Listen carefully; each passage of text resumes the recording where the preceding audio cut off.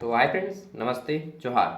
देखिए, आज हम लोग बात करने वाले हैं हिस्ट्री माइनर पेपर। ठीक है, रांची यूनिवर्सिटी इसका PYQ 2 साल का PYQ।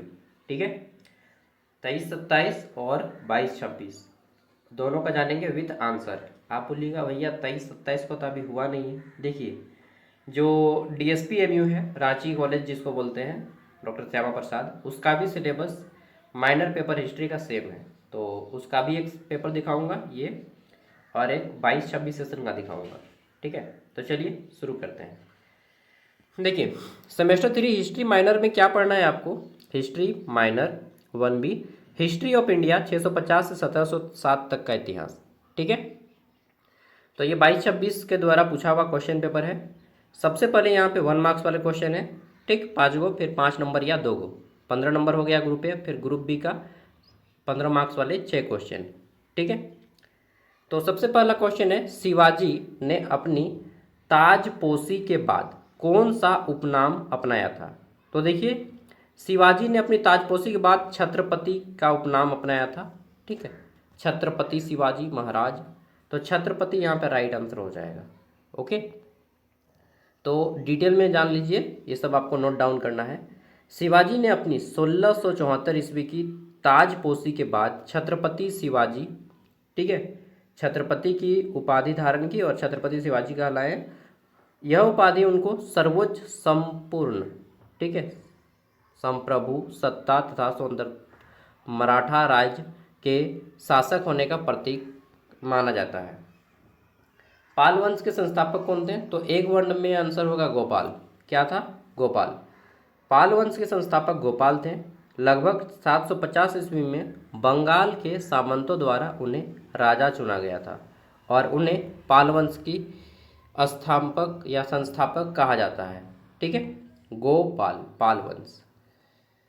नेक्स्ट, विजयनगर साम्राज्य की राजधानी शहर थी। तो राजधानी कौन सी शहर थी। तो विजयनगर साम्राज्य हम्पी इसकी राजधानी थी, तुंगभद्रा नदी के किनारे स्थित था। विजयनगर साम्राज्य विजयनगर यानी कि हम्पी थी। यह तुंगभद्रा नदी के किनारे पर स्थित था और दक्षिण भारत का एक समृद्ध राजनीतिक, सांस्कृतिक तथा व्यापारिक केंद्र था। विजयनगर साम्राज्य की स्थापना 1336 ईस्वी में हरिहर तथा बुक्का राय नामक 2 भाइयों ने की थी, आपको याद होगा। और वर्तमान कर्नाटक फैला हुआ है इस एरिया में। और उसके राजा कौन थे, कृष्णदेव राय। ठीक है, जिन्होंने एक किताब लिखी थी अमुक्त माल्यम। नेक्स्ट, दक्षिण भारत में भक्ति आंदोलन के संस्थापक रूप किन्हें माना जाता है। तो देखिए, दक्षिण भारत में अलवार और नैनार को माना जाता है। ठीक है, दक्षिण भारत में भक्ति आंदोलन का प्रारंभ अलवार वैष्णव धर्म को मानने वाले, ठीक, विष्णु भगवान को मानने वाले को अलवार कहा जाता था, और नैनार शिव भगवान को मानने वाले को नैनार कहा जाता था। ठीक है, इन्होंने भक्ति, प्रेम और ईश्वर के प्रति समर्पण और संदेश दिया। कहाँ पे, दक्षिण भारत में, अलवार और नैनार। अगला है, इक्ता प्रणाली में अधिकारियों को कौन सा उपनाम दिया गया था। तो देखिए, इक्ता प्रणाली क्या था, इक्ता सिस्टम। इक्ता सिस्टम में अधिकारियों को, जितने भी ऑफिसर थे राजा के, उनको कोई भी टैक्स नहीं, पेमेंट सैलरी नहीं मिलता था, बल्कि एक ज़मीन का टुकड़ा दे दिया जाता था और वो ज़मीन का टुकड़ा जो किसान जोतता था उससे जो टैक्स मिलता था वो उस अधिकारी रखता था। ठीक है, तो एकता व्यवस्था के अंतर्गत जिन अधिकारियों को एकता प्रणाली प्रदान की गई थी, उन्हें एकतादार, यानी कि उनका कार्य राजस्व संग्रह, प्रशासन तथा सैन्य व्यवस्था का संचालन करना था। मतलब कि जो ऑफिसर है उसको एक ज़मीन दे दिया गया कि आपको ये ज़मीन आपका है, ये खेत, अब यहाँ पे इस खेत पे जो भी खेती करेगा जो किसान, और किसान का जो उपज होगा उसके आधार पे जो टैक्स होगा वो टैक्स राजा नहीं लेगा बल्कि उस ऑफिसर को जाएगा। समझ रहे हैं, इसी को एकता प्रणाली कहा जाता है आम भाषा में। ठीक है, पहले हम लोग 1 मार्क्स वाले सब कंप्लीट कर लेते हैं। अब जो पेपर 2 है, जो 23-27 सेशन का पूछा गया था, उसका मैं 1 मार्क्स का करूँगा, उसके बाद फिर लॉन्ग आंसर टाइप करूँगा एक साथ। ठीक है, ये 37 पेज का PDF है, ज्ञान सागर ऐप पे PDF अपलोड है। और ये PDF मैं यहाँ पे फ्री में नहीं दूंगा, इसको ऐप में दे दूंगा फ्री। ऐप में 60 रुपया में आपको 4 साल का नोट्स मिलता है। इस वीडियो में बता दूंगा ऐप के बारे में। तो ये 23-27 सेशन, ठीक है, हिस्ट्री माइनर का क्वेश्चन है। यहाँ पे देखिए, 1 मार्क्स वाले 5 क्वेश्चन है, उसके बाद फिर आपके 5-5 मार्क्स वाले 2 क्वेश्चन और फिर 15 मार्क्स वाले 4 क्वेश्चन, सेम फॉर्मेट है। तो यहाँ पे पहला क्वेश्चन है, सिंध पर अरब आक्रमण की सूचना किस पुस्तक से हमें मिलती है? तो सिंध पर अरब आक्रमण की सूचना हमें मिलती है किस पुस्तक से? चचनामा, शॉर्ट में आंसर। नेक्स्ट, तो सिंध पर अरब आक्रमण की सूचना ये जो हमें पुस्तक से मिलती है चचनामा, ठीक है। इसके बारे में और जानकारी जान लीजिएगा, जैसे कि चचनामा पुस्तक के राइटर कौन है, ठीक है, इसको किस भाषा में लिखा गया है, ठीक है, तो अरबी भाषा में लिखा गया है।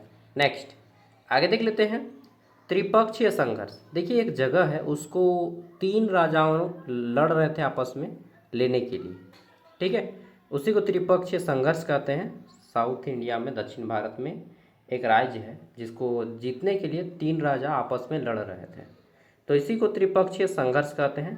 त्रिपक्षीय संघर्ष में सर्वप्रथम किस पाल शासक ने भाग लिया था? तो धर्मपाल, ठीक है, त्रिपक्षीय संघर्ष में भाग लेने वाले प्रथम शासक थे। पाल वंश की स्थापना किसने किया था? गोपाल ने। और धर्मपाल इसके सबसे महान राजाओं में से एक थे, पाल वंश के। अगला है, दिल्ली सल्तनत का वास्तविक संस्थापक कौन था? तो इल्तुतमिश को दिल्ली सल्तनत का वास्तविक संस्थापक माना जाता है, इल्तुतमिश, ठीक है, जिन्होंने कुतुब मीनार का काम पूरा किया था।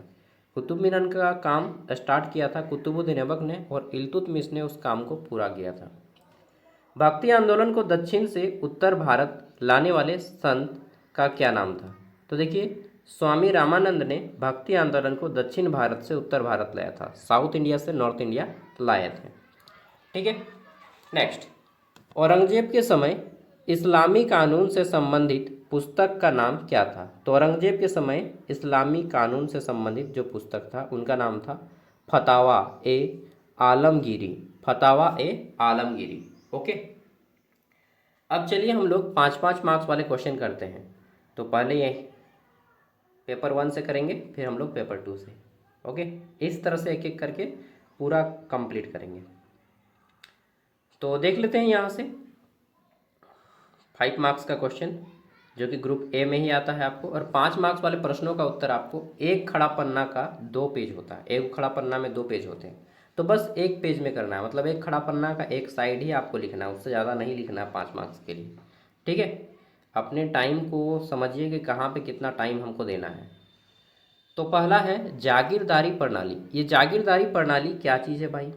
जागीरदारी प्रणाली पर संक्षिप्त टिप्पणी लिखिए। Write a short note on the jagirdari system. ये जागीरदारी सिस्टम क्या बताइए भैया? देखिए, जागीरदारी प्रणाली जो है, मेडिवल हिस्ट्री अगर जब आप पढ़ते हैं, मध्यकालीन भारत का इतिहास, तो आपको ये जागीरदारी शब्द सुनने को मिलता है।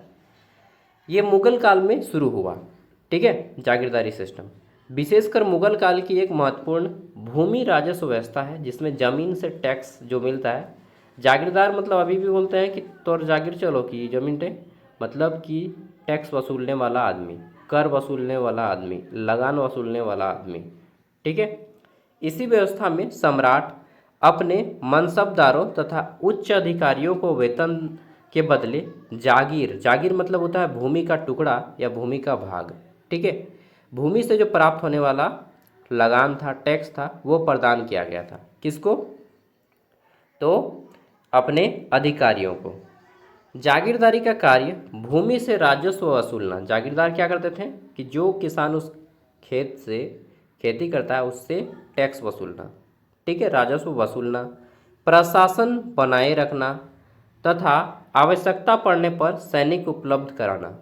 जागीरदार भूमि का स्वामी नहीं होता था, ठीक है, वह जमीन का मालिक नहीं है, जमीन का मालिक तो कोई और है, राजा, बल्कि उसे केवल राजस्व वसूली का अधिकार प्राप्त होता था। सम्राट समय समय पर जागीरों का स्थानांतरण भी करते थे, ट्रांसफ़र करते हैं ना, तो उस तरह से ट्रांसफ़र भी किया जाता था ताकि जागीरदार अधिक शक्तिशाली न बन सके। और जो कलेक्टर बोलते हैं जिसको हम लोग, कलेक्टर भी एक तरह के उस तरह का जागीरदार था, ठीक है। कलेक्टर मतलब अभी हम लोग आईएएस बोलते हैं, कलेक्टर मतलब कलेक्ट करने वाला, कलेक्ट मतलब संग्रह करने वाला, ठीक है, क्या संग्रह ना, टैक्स संग्रह, उसी को जागीरदार कहते हैं, आज के ज़माने में कलेक्टर कहते हैं, ठीक है। यह व्यवस्था मुगल प्रशासन और सैन्य संगठन की आधारशिला थी, किंतु बाद में समय में भ्रष्टाचार, किसानों का शोषण तथा राजस्व संकट के कारण यह व्यवस्था कमजोर पड़ गई।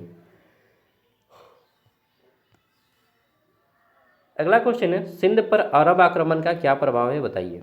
Impact of the Arab invasion in Sindh. देखिए, सिंध एक बहुत बड़ा एरिया है भारत का, ठीक है। इसमें वर्तमान पाकिस्तान का भाग आता था, हालांकि ये भारत नहीं रहा। तो सिंध पर अरब आक्रमण के प्रभाव क्या हैं ये हमको जानना है। देखिए, अरब जो कंट्री हैं, अरब कंट्री जैसे कि हम लोग बोलते हैं गल्फ कंट्री, ठीक है, ईरान, इराक, कुवैत, ठीक है, ये सब जितने भी ये खाड़ी देश जहाँ पे तेल बहुत ज़्यादा निकलता है, सऊदी अरेबिया, ठीक है, तो ये सब अरब कंट्री हैं। तो अरब कंट्री से सिंध आए थे आक्रमण करने के लिए, समझ रहे हैं, वहाँ से आदमी आ रहा है आक्रमण। हम लोग नहीं जा रहे हैं, भारत का आदमी किसी भी देश पे आक्रमण करने नहीं गया है आज तक। भारत पे ही अलग अलग देश, इंग्लैंड हो गया, तो फ्रांस हो गया, तो डच, तो डेनिश, सब आओ यार, पुर्तगाल, ठीक है। 712 ईस्वी में मोहम्मद बिन कासिम द्वारा सिंध पर क्या किया गया, अरब आक्रमण किया गया। अरब आक्रमणकारी, ठीक है, भारत आ गए आक्रमण करने के लिए। भारत इतिहास पर महत्वपूर्ण प्रभाव पड़ा ये। मोहम्मद बिन कासिम कब आक्रमण करते हैं? प्रथम आक्रमणकारी कौन थे? मोहम्मद बिन कासिम, ठीक है। ये कहाँ से आते हैं? अरब देश से। कहाँ पे आक्रमण करने? भारत पे। भारत का नाम सुना है कि भारत सोने की चिड़िया है, वहाँ पे बहुत ज़्यादा धन है, चलो उस पर आक्रमण करते हैं। तो यहाँ पे आ गया आक्रमण करने कौन? मोहम्मद बिन कासिम। कब? 712 ईस्वी में। इस आक्रमण के बाद क्या हुआ? मोहम्मद बिन कासिम इस्लाम धर्म का प्रचार करने लगा कि भाई आक्रमण करो और उसके बाद इस्लाम धर्म का प्रचार करो, ठीक है। अरबी संस्कृति भारतीय संस्कृति के बीच संपर्क स्थापित हुआ। और क्या हुआ इसके साथ ही, अरब के जो बहुत सारे पहनावे थे, सिस्टम थे, कल्चर थे, भारत में भी धीरे धीरे फैल गए, ठीक है।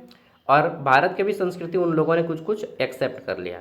इसके साथ ही व्यापार, प्रशासन, विज्ञान, गणित और चिकित्सा के क्षेत्र में दोनों सभ्यताओं के बीच में ज्ञान का आदान प्रदान हुआ, क्योंकि यहाँ पे आके अरब आक्रमणकारी आए और यहाँ पे बस भी गए बहुत सारे, ठीक है।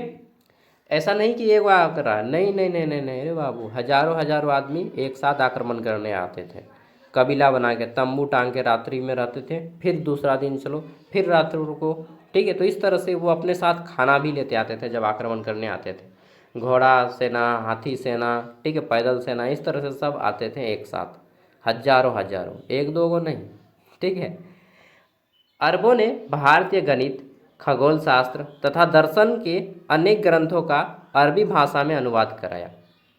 साथ ही सिंधी में अरबी प्रशासनिक व्यवस्था की शुरुआत हुई।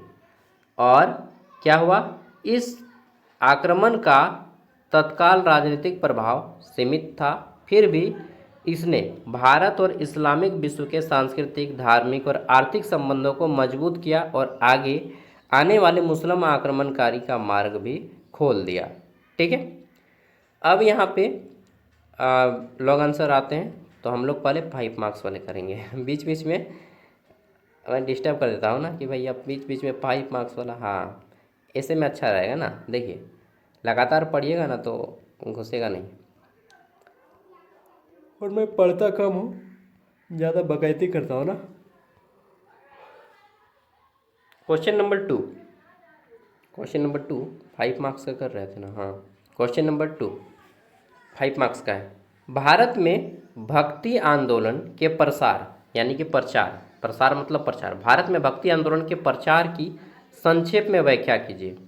Briefly explain the spread of the भक्ति मूवमेंट इन नॉर्दर्न इंडिया या नॉर्थ इंडिया। उत्तर भारत में भक्ति आंदोलन के बारे में बताइए।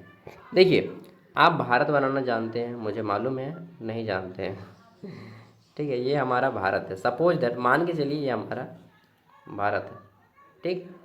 तो ये जो है, ये यहाँ से यहाँ तक दक्षिण भारत का रहा था, इधर नीचे साइड, और इस साइड को हम लोग उत्तर भारत बोलते हैं, उत्तर भारत। ये हमारा पूर्वी भारत का रहता है, नॉर्थ ईस्ट, उत्तर पूर्व, ठीक है। ये उत्तर भारत, इसको बोलते हैं नॉर्थ ईस्ट, उत्तर पूर्व इसको बोलते हैं नॉर्थ इंडिया, ठीक। उत्तर भारत इसको बोलते हैं, इधर वाले को दक्षिण इंडिया। और ये जो है गुजरात का कुछ एरिया, इसको क्या लेते हैं, क्या बोलते हैं? पश्चिमी इंडिया इसको नहीं, इसको नॉर्दर्न इंडिया में ही काउंट किया जाता है। ठीक है, तो इसको पश्चिमी इंडिया नहीं नॉर्दर्न इंडिया बोलिए। तो देखिए, भक्ति आंदोलन जिस तरह से दक्षिण भारत में अलवार और नैनार दो को संत था और प्रचार कर रहा था, उसी तरह से ये धीरे धीरे उत्तर भारत में आया। कैसे? तो भक्ति आंदोलन भारत का एक महत्वपूर्ण धार्मिक और सामाजिक आंदोलन था, लोगों को धर्म सिखा रहा था। इसका आरंभ दक्षिण भारत में अलवार और नैनार संतों ने किया था। बाद में स्वामी रामानंद ने इसे उत्तर भारत में फैलाया। ठीक है, अलवार कौन थे? किसको पूजा करते थे अलवार? शिव की या विष्णु की? शिव की। नहीं नहीं नहीं, विष्णु की। और नैनार शिव की। तो उत्तर भारत में जैसे ही रामानंद ने भक्ति आंदोलन लाया, कबीर, रैदास, गुरु नानक, तुलसीदास, सूरदास, ये सब नाम याद कर लीजिएगा। रामानंद, कबीर, रैदास, गुरु नानक, तुलसीदास, सूरदास तथा मीराबाई जैसे संतों ने भक्ति आंदोलन का प्रचार किया। इन संतों ने जाति पाति, छुआछूत, धार्मिक आडंबर और अंधविश्वास का विरोध किया। उन्होंने ईश्वर के प्रति प्रेम, भक्ति, समानता और मानव सेवा पे बल दिया। आपने कबीरदास की सुनी ना वो कहावत, जाति न पूछो साध की, पूछ लीजिए ज्ञान, मोल करो तलवार की, पड़े रहेंदो म्यान। ठीक है, मोको कहाँ ढूंढे रे बंदे, मैं तो तेरे पास में, ना मैं देवल ना मैं मंदिर, ना पावे कैलाश में ना। चलिए, कबीरदास की मैं भी वाणी सुनता हूँ मॉर्निंग में कभी कभी। भक्ति आंदोलन ने समाज में धार्मिक सहिष्णुता, सामाजिक समानता तथा राष्ट्रीय एकता की भावना को बढ़ावा दिया।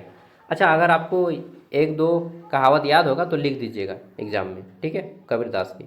साथ ही हिंदी, अवधी, ब्रज जैसे लोक भाषाओं के विकास में भी महत्वपूर्ण योगदान दिया। तो भक्ति आंदोलन क्या किया? लोगों में करुणा, दया और भक्ति की भावना को जागृत किया। पहले दक्षिण भारत से लिखिएगा, अलवार और नैनार संत जो कि विष्णु और शिव की पूजा क्या करते थे। फिर उत्तर भारत में रामानंद ने लाया, और कबीर, मीराबाई, रैसद, गुरु नानक, इन सब, तुलसीदास, इन सब ने मिलकर भक्ति आंदोलन का प्रचार किया। तुलसीदास ने तो पूरा का पूरा हनुमान चालीसा ही लिख दिया और रामचरित्र मानस भी लिखा। ठीक है, नेक्स्ट, तुलसीदास ने एक बहुत गंदा वर्ड बोला है। ठीक है, क्या बोला है? क्या जो बोलते हैं, शूद्र पशु नारी ये सब तारन के अधिकारी। ठीक है, और क्या जो बोलते हैं, शूद्र पशु नारी और ढोल, ये सब क्या जो यार बहुत गंदा बोला। शूद्र पशु, ढोल और नारी ये सब तारन के अधिकारी, मतलब शूद्र पशु और नारी सबको ढोल के साथ मिला दिया है। ढोल जो नहीं बजाते हैं शादी ब्याह में, ढोल, ढोल कहाँ है? ढोल, ढोल एक मूवी भी है, मस्त है, कॉमेडी मूवी ना, जो नहीं देखें देख लीजिएगा। दिल्ली सल्तनत के अधीन एकता व्यवस्था की संक्षेप में व्याख्या करें। देखिए, एकता प्रणाली बहुत ज़्यादा क्वेश्चन आ रहा है। एकता प्रणाली दिल्ली सल्तनत की प्रमुख प्रशासनिक और राजस्व व्यवस्था थी, यानी कि टैक्स वसूलने की एक सिस्टम था। इसकी शुरुआत भारत में कुतुबुद्दीन ऐबक के समय हुई थी तथा इल्तुतमिश ने इसे व्यवस्थित रूप दिया था। एकता प्रणाली क्या है? तो इस प्रणाली के तहत जो राजा है यानी कि सुल्तान अपने अधिकारियों को एकता नामक क्षेत्र प्रदान करते थे। ठीक है, जिसको जागीरदारी भी हम लोग बोलेंगे। उस क्षेत्र से जो टैक्स मिलता था उसके बदले वो अधिकारी रख लेते थे, प्रशासन चलाते थे, उसको सैलरी नहीं दी जाती थी, वो ज़मीन का टुकड़ा दिया जाता था जिससे वह टैक्स वसूलता था। ठीक है, और टैक्स वसूलने का काम कौन करता था? जागीरदार, और जागीरदार टैक्स वसूल के इनको दे देता था। ठीक है, एकतादारी प्रणाली। एकतादारी प्रणाली और जागीरदारी दोनों मिलता जुलता रूप है।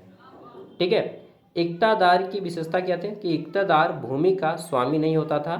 ठीक है, इसी को जागीरदार भी बोलेंगे। उसे केवल राजस्व वसूलने का अधिकार था, टैक्स वसूलने का, और सुल्तान समय समय पर एकतादारों का स्थानांतरण करते थे। एकतादार को शांति व्यवस्था या राजस्व संग्रह का और सैन्य सहायता की जिम्मेदारी की निभानी पड़ती थी।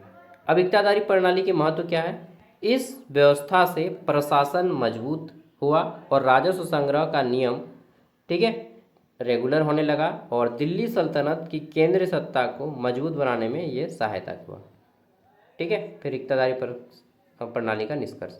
अब आ जाता है ग्रुप बी। ग्रुप बी में है आपका कि पाल की राजनीतिक उपलब्धियों का प्रकाश डालें। पाल वंश के जितने भी राजनीतिक उपलब्धि है, जैसे कि गोपाल ने इसकी स्थापना की, फिर क्या बोलते हैं धर्मपाल, महीपाल, ये सब के बारे में बताना है। ठीक है, देवपाल, कुशल प्रशासन, विदेश के साथ संबंध। चलिए नेक्स्ट आता है 5वां क्वेश्चन, सिंध पर अरब आक्रमण क्यों हुआ? क्यों सिंध लोगों ने अरब पे आक्रमण किया? सॉरी, अरब आक्रमणकारियों ने सिंध पर आक्रमण किया। अरब के लोगों ने क्यों सिंध पर आक्रमण किया? और जब मोहम्मद बिन कासिम 712 ईस्वी में सिंध पर आक्रमण कर देते हैं तो इसका क्या क्या रीजन था, क्यों करे, परिणाम क्या हुआ? आक्रमण का प्रमुख कारण था राजनीतिक, ठीक है, रिलेशन, आर्थिक लाभ, धार्मिक प्रचार और समुद्र की क्या करते थे, लूट। ठीक है, और सिंध की आंतरिक कमजोरी थी, वो लोग जान गए थे। परिणाम क्या हुआ कि दोनों देशों के बीच में संस्कृति, आदान प्रदान, व्यापार और बहुत सारे चीज़ों का बदलाव हुआ। ठीक है, लेन देन हुआ। बाबर के अधीन मुगल साम्राज्य या मुगल राज्य की सुदृढ़ीकरण, मतलब शुद्धिकरण, शुद्धिकरण नहीं यार, सुदृढ़ीकरण होगा। ठीक है, सुदृढ़ीकरण, सुदृढ़ी मतलब कि समृद्धि। ठीक है, समृद्धि की है, तो इस पर आपको प्रकाश डालना है। Throw light on the consolidation of the Mughal state under Babur. ठीक है, तो बाबर 1526 में इब्राहिम लोदी को हराकर भारत में एंट्री करते हैं। पानीपत का प्रथम युद्ध इसको नाम दिया जाता है। ठीक, बाबर के द्वारा जो युद्ध लड़े गए, सबसे पहला है पानीपत का प्रथम युद्ध 1526, 1527 में खानवा का युद्ध, 1528 में चंदेरी का युद्ध और 1529 में घाघरा का युद्ध और 1530 में स्वर्ग सिधार जाते हैं। ठीक है, इनके पास शक्तिशाली सेना थी, तोप की शुरुआत की, प्रशासनिक व्यवस्था अच्छी थी। इनका बेटा जो कि अकबर ग्रेट कहलाते हैं, ठीक है, भारत में, और काफ़ी महान भी थे अकबर द ग्रेट। ठीक है, मुगल साम्राज्य का सबसे शक्तिशाली राजा भी बने, सुल्तान या बादशाह बोलिएगा। मोहम्मद बिन तुगलक के आर्थिक और प्रशासनिक सुधारों की व्याख्या करें। मोहम्मद बिन तुगलक जो थे ये अपने आर्थिक और प्रशासनिक सुधार चाहते थे, इसके लिए इन्होंने बहुत कुछ किया। ठीक है, क्या क्या क्या, ये बहुत महत्वाकांक्षी होते थे। ठीक है, ये भी कर लो, ये भी कर लो, ये भी कर लो, ये सोचते थे। दोआब में कर की वृद्धि कर दी, टैक्स ज़्यादा लेने लगे। सांकेतिक मुद्रा तांबे और पीतल के लिए जिंतल और टक्का जारी किए थे। कृषि सुधार की, जिसको दीवाने कोई का नाम दिया गया। और राजधानी अपनी दिल्ली से दौलताबाद चेंज कर लेते हैं। विशाल सेना का गठन करते हैं, प्रशासनिक नियंत्रण अपनाते हैं। ठीक, इनके सफलता बहुत ज़्यादा सफलता मिली, फिर भी ये अपने प्रयोग नहीं छोड़े, प्रयोग करते थे ये, एक्सपेरिमेंट। ठीक है, नया नया। खिलजी वंश के अधीन प्रशासनिक नीति को स्पष्ट करें। खिलजी वंश के अधीन प्रशासनिक नीति किस तरह से थी? तो देखिए, प्रमुख केंद्रीय शासन की सुदृढ़ता, गुप्तचर व्यवस्था अच्छी थी, सैन्य व्यवस्था अच्छी थी, बाजार नियंत्रण लाए थे और राजस्व व्यवस्था अच्छी थी। ठीक है, अगला आता है मुगल कालीन सामाजिक व्यवस्था का परीक्षण करें। तो मुगल काल में समाज किस तरह से था ये आपको बताना है। तो देखिए, मुगल काल में महिलाओं की स्थिति, धार्मिक स्थिति, धार्मिक स्थिति में आप वो क्या बोलते हैं, जजिया कर के बारे में बता दीजिएगा, जो कि गैर मुस्लिम लोगों से वसूला जाता था। ये हो गया। ठीक है, और अब मैं पेपर 1 का दिखाता हूँ, जो 22-26 सेशन है उसका long answer type. Long answer को मैं डिटेल में करा नहीं पाऊँगा ना, क्योंकि मैं तेरा एक गाना है ना सुशांत सिंह राजपूत का। चलिए, मैं आपका क्या हूँ, भाई हूँ ना, और दोस्त भी हूँ और टीचर भी हूँ। चलिए, तो यहाँ से शुरू होता है लॉन्ग आंसर टाइप। भारत में दूसरे अफगान राज्यों के पतन के प्रमुख कारण क्या थे ये बताइए। ठीक है, शेरशाह सूरी की आकस्मिक मृत्यु हो जाती है, उत्तराधिकारी संघर्ष होता है। शेरशाह सूरी ने ही चौसा का युद्ध लड़ा था 1539 में हुमायूं के साथ। ठीक है, फिर अकबर के, अगला क्वेश्चन है, अकबर के अधीन मनसबदारी प्रणाली की उत्पत्ति एवं विकास की व्याख्या कीजिए। इसने मुगल प्रशासन के केंद्रीकरण में किस प्रकार योगदान दिया है ये भी आपको बताना है। ओके, चलिए, अलाउद्दीन खिलजी की बाजार नियंत्रण नीति, ठीक है, तथा आर्थिक प्रभाव क्या क्या पड़े इसके बारे में आपको बताना है। आगे देख लेते हैं। तो अगला आ जाता है हमारा, भारत में सूफी आंदोलन के बारे में टिप्पणी लिखना है। सूफी आंदोलन, जिसको भक्ति आंदोलन भी बोलिएगा। इस्लाम धर्म में सूफी बोलते हैं, हिंदू धर्म में भक्ति बोलते हैं। ठीक है, दोनों में कोई अंतर नहीं। हिंदू धर्म के जो साधु थे उनको संत कहा गया और इस्लाम धर्म के साधुओं को सूफी कहा गया। ठीक है, शेख मोइनुद्दीन चिश्ती का दरगाह वगैरह वगैरह आपको यहाँ पे जानना है। ख्वाजा ठीक है, और क्या था, शेख मोइनुद्दीन, ख्वाजा मोइनुद्दीन चिश्ती, ठीक है, अजमेर शरीफ, ये सब। नेक्स्ट, बहमनी साम्राज्य के पतन के कारण की विवेचना करें कि बहमनी का जो साम्राज्य था ये क्यों समाप्त हो गया, ठीक है। और त्रिपक्षीय संघर्ष के बारे में भी आएगा। ये जितने क्वेश्चन दिए गए हैं आप इतना कर लीजिए, डेफिनेटली यहाँ से बहुत सारे क्वेश्चन आपके मैच करेंगे।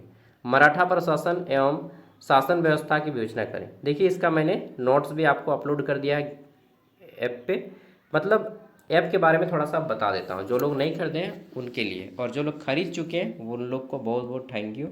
60 रुपये में आपको 4 साल तक का पास मिला है।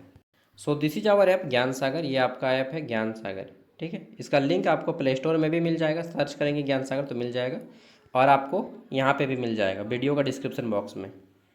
ऐप ओपन कीजिएगा, जोहार लिखाएगा, पढ़ो अपने हक के लिए लड़ो, क्योंकि झारखंड में पढ़ने से कुछ नहीं होगा, अपने हक के लिए लड़ना भी होगा। बिरसा मुंडा का फोटो आएगा, फिर ऑटोमेटिकली यहाँ आके रुक जाएगा।